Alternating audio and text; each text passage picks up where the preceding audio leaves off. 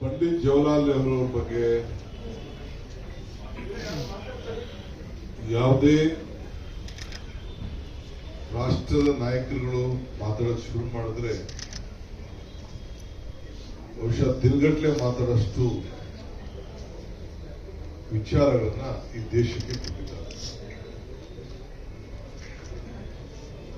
ಅವರು ಮೊದಲನೇ ಮಾತು ಏನಂದ್ರೆ, ನಿನ್ನ ಮೇಲೆ ನಿನಗೆ ಫಸ್ಟ್ ನಂಬಿಕೆ ಇಟ್ಟು ಆಮೇಲೆ ಎಲ್ಲ ಕೂಡ ತಾನಾಗೆ ತಾನು ಮುಂದುವರಿಸ್ಕೊಂಡು ಹೋಗ್ತದೆ ಅನ್ನೋ ಒಂದು ಮಾತು. ಸೊ ಇಡೀ ನಿನ್ನ ದೇಶ ಜನ,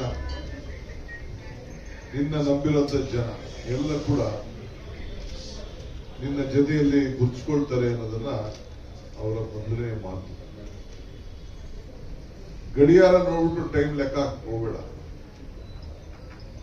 ನಿನಗೆ ಸಿಕ್ಕಿದ್ದಂತ ಸಮಯದಲ್ಲಿ ನೀನು ಏನು ಸಾಧ್ಯ ಮಾಡಿದ್ಯಾ ಅನ್ನೋದು ಬಹಳ ಮುಖ್ಯ. ಅದನ್ನ ಲೆಕ್ಕ ಹಾಕೊಂಡು ನಿನ್ನ ಗಡಿಯಾರಕ್ಕಿನ್ನ ಅಂತ ಹೇಳಿ ನೆಹರು ಅವರು ಪ್ರಾರಂಭ.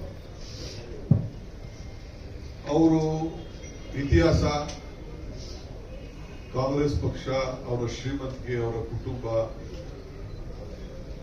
ಎಲ್ಲ ನಾವೆಲ್ಲ ಲೆಕ್ಕಾಚಾರ ಹಾಕೊಂಡ್ರೆ, ನಾನು ಮೊನ್ನೆ ಪ್ರಯಾಗ್ ಹೋದಾಗ ನಾನು ನೋಡಿದೆ, ಒಂದು 30 ಎಕರೆ ಕ್ಯಾಂಪಸ್ ಇದೆ ಅಲಹಾಬಾದ್ ನಲ್ಲಿ.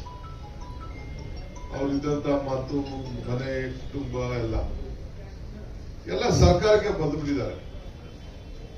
ಒಂದೊಂದು ಎಕರೆ ಒಂದು 25 ಕೋಟಿ 30 ಕೋಟಿ ಬಾಳ್ತದೆ.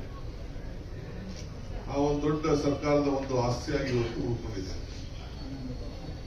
ದೆಹಲಿಯಲ್ಲಿದ್ದಂತ ಅವರ ಆಸ್ತಿಗಳು ಇವೆಲ್ಲ ಕೂಡ ಅವರ ಸ್ವಂತಕ್ಕೇನು ನನ್ನ ಎಲ್ಲ ಆಸ್ತಿ ಎಲ್ಲ ನನ್ನ ದೇಶದ್ದು ಅನ್ನೋದು ಲೆಕ್ಕಾಚಾರ ಇಟ್ಕೊಂಡಿದ್ದಂತ ಒಂದು ದೊಡ್ಡ ಕುಟುಂಬ. ಇವತ್ತು ಅವ್ರ ಮೇಲೆ ಬೇಕಾದಷ್ಟು ಕೇಸ್ಗಳೆಲ್ಲ ಕುಟುಂಬದ ಮೇಲೆ ಹಾಕ್ಲಿಕ್ಕೆ ಬಿಜೆಪಿಯವರು ಬಹಳ ದೊಡ್ಡ ಪ್ರಯತ್ನ ಮಾಡಿಬಿಟ್ಟಿದ್ದಾರೆ. ಇಲ್ಲಿ ಅದನ್ನ ಎದುರಿಸ್ತಾರೆ. ಆದ್ರೆ ನೆಹರು ಇಲ್ಲದೆ ಈ ದೇಶ ಇಲ್ಲ ಅನ್ನೋ ಒಂದು ಮಾತು ಕೂಡ ಇಲ್ಲದೆ ದೊಡ್ಡ ಚರ್ಚೆ ನಡೆದನ್ನು ನಾವೆಲ್ಲ ನೋಡಿದ್ದೇವೆ. ಇದಕ್ಕೆ ಕಾರಣ ಏನಂತಂದ್ರೆ, ನಮ್ಮ ರಾಜ್ಯ ತೆಗೆದುಕೊಳ್ಳಿ ಉದಾಹರಣೆಗೆ, ಈಗ ಯಾವುದೇ BHEL, BL, ITI, BEML, ISRO ಯಾವುದೇ ತೆಗೆದುಕೊಂಡು ಕೂಡ ನಮ್ಮ ರಾಜ್ಯದಲ್ಲಿ ಅವರೇ ಇಲ್ಲೊಂದು ಈ ಬೆಂಗಳೂರು ಬಗ್ಗೆ ಒಂದು ಅಪಾರವಾದಂತ ಅವತ್ತಿನ ಕಾಲದಲ್ಲಿ ನಂಬಿಕೆಯನ್ನು ಇಟ್ಕೊಂಡು ಕರ್ನಾಟಕ ರಾಜ್ಯದ ಭೂಗಳ ಬಗ್ಗೆ ಇಲ್ಲಿ ನಾವು ಇದನ್ನ ಪ್ರಾರಂಭ ಮಾಡಬೇಕು, ಇಲ್ಲಿ ನಮ್ಮ ಯುವಕರು ಬಹಳ ಶಕ್ತಿಶಾಲಿಯಾಗಿದ್ದಾರೆ, ವಿಜ್ಞಾನವಂತಿದ್ದಾರೆ, ಬುದ್ಧಿವಂತಿದ್ದಾರೆ, ಪ್ರಜ್ಞಾವಂತಿದ್ದಾರೆ ಅಂತೇಳಿ ಇವೆಲ್ಲ ನಮಗೆ ಪಬ್ಲಿಕ್ ಸೆಕ್ಟರ್ ಕಂಪನಿಗಳು ಅವತ್ತು ಪ್ರಾರಂಭವಾಗಿದ್ದು ಅವ್ರ ಕಾಲದಿಂದ. ಬೇರೆ ರಾಜ್ಯದಲ್ಲೂ ಕೆಲವು ಮಾಡಿದ್ದಾರೆ, ಆದ್ರೆ ನಮ್ಮ ರಾಜ್ಯದಲ್ಲಿ ಅತಿ ಬಹಳ ಹೆಚ್ಚು ಮಾಡಿದ್ದಾರೆ. ಇವತ್ತು ನಮ್ಮ ಸಂವಿಧಾನದ ಬಗ್ಗೆ ನಾವು ಮಾತಾಡ್ತೀವಿ, ಬಾಬಾ ಸಾಹೇಬ್ ಅಂಬೇಡ್ಕರ್ ಬಗ್ಗೆ ಮಾತಾಡ್ತೇವೆ.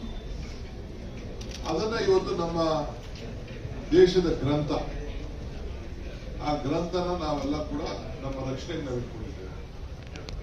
ಬಾಬಾ ಸಾಹೇಬ್ ಅಂಬೇಡ್ಕರ್ ಅವ್ರನ್ನ ಗುರುಸಿ ಈ ಕಾನೂನು ಸಚಿವರನ್ನಾಗಿ ಮಾಡಿದ ಯಾರು?